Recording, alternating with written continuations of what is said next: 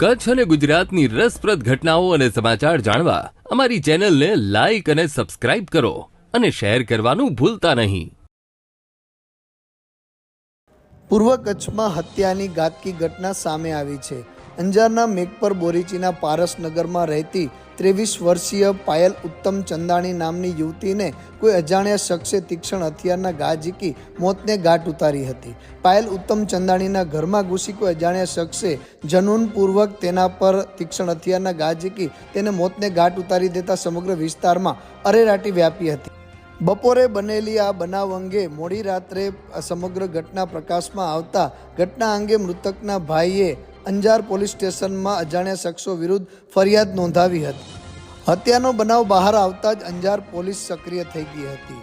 પોલીસે હ્યુમન અને ટેકનિકલ સર્વેલન્સના આધારે હત્યારા યુવકને દબોચી લીધું હતો. હત્યાના બનાવને અંજામ આપનારા 2 આરોપી કરણ સોલંકી અને વિશાલ નામના યુવકોની અંજાર પોલીસે ધરપકડ કરી છે.